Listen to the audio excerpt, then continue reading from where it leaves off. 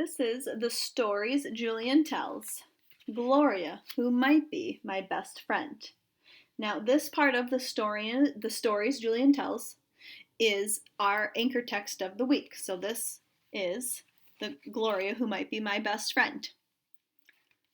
Now, this is just the very end of the stories Julian tells. Gloria, who might be my best friend. If you have a girl for a friend, people find out and tease you. That's why I didn't want a girl for a friend. Not until this summer, when I met Gloria. It happened one afternoon when I was walking down the street by myself. My mother was visiting a friend of hers, and Huey was visiting a friend of his. Huey's friend is 5, and so I think he is too young to play with, and there aren't any kids just my age. I was walking down the street feeling lonely. A block from our house, I saw a moving van in front of a brown house, and men were carrying in chairs and tables and bookcases and boxes full of I don't know what. I watched for a while, and suddenly I heard a voice right behind me. "Who are you?" I turned around, and there was a girl in a yellow dress. She looked the same age as me. She had curly hair that was braided into 2 pigtails with red ribbons at the ends. "I'm Julian," I said. "Who are you?" "I'm Gloria," she said. "I come from Newport. Do you know where Newport is?" I wasn't sure, but I didn't tell Gloria. "It's a town on the ocean," I said. "Right," Gloria said. "Can you turn a cartwheel?" She turned sideways herself and did 2 cartwheels on the grass. I'd never tried a cartwheel before, but I tried to copy Gloria. My hands went down in the grass. My feet went up in the air, and I fell over. I looked up at Gloria to see if she was laughing at me. If she was laughing at me, I was going to go home and forget about her. Here's an illustration of Julian doing a cartwheel, or trying to.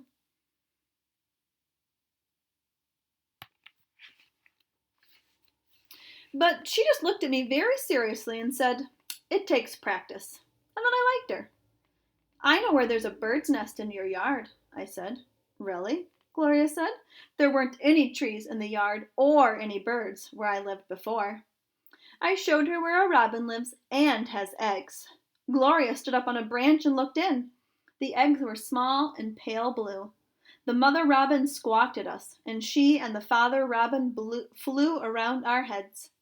"They want us to go away," Gloria said. She got down from the branch, and we went around to the front of the house and watched the moving men carry 2 rugs and a mirror inside. "Would you like to come over to my house?" I said. "All right," Gloria said, "if it is all right with my mother." She ran in the house and asked.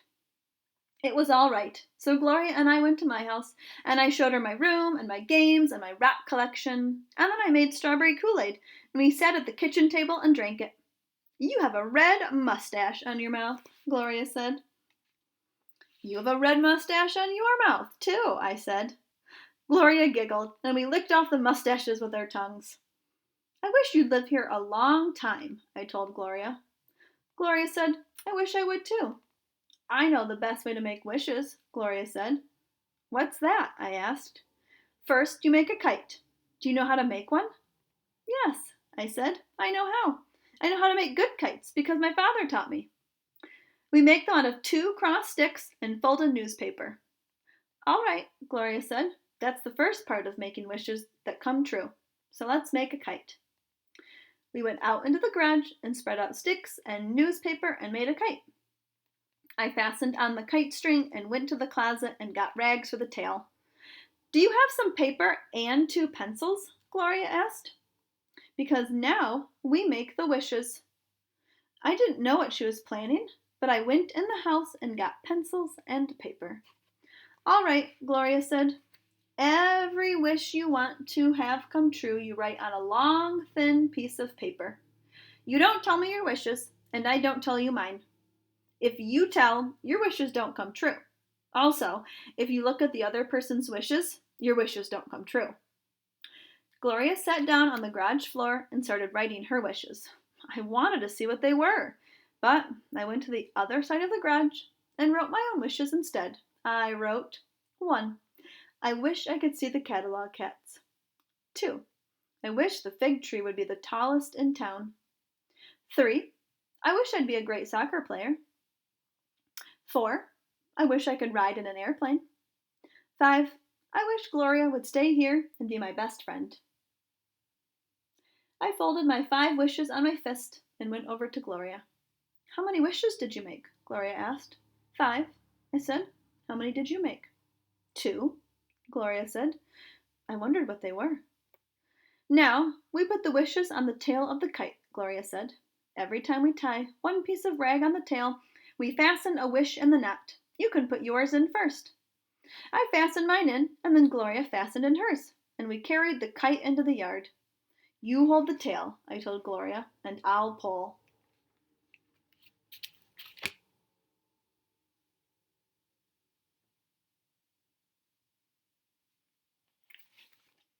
We ran through the backyard with the kite, past the garden and the fig tree, and went into the open field beyond our yard.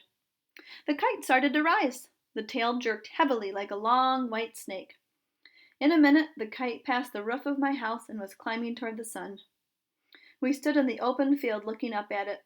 I was wishing I would get my wishes. I know it's going to work, Gloria said. How do you know? When we take the kite down, Gloria told me, there shouldn't be one wish in the tail.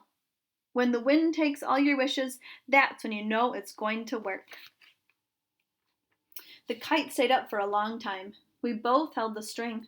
The kite looked like a tiny black spot in the sun, and my neck got stiff from looking at it. Shall we pull it in? I asked. All right, Gloria said. We drew the string in more and more until, like a tired bird, the kite fell at our feet. We looked at the tail. All our wishes were gone. Proudly they were still flying higher and higher in the wind. Maybe I would see the catalog cats and get to be a good soccer player and have a ride in an airplane and the tallest fig tree in town. And Gloria would be my best friend. Gloria, I said, did you wish we would be friends? You are not supposed to ask me that, Gloria said. I'm sorry, I answered, but inside I was smiling. I guessed one thing Gloria wished for. I was pretty sure we would be friends.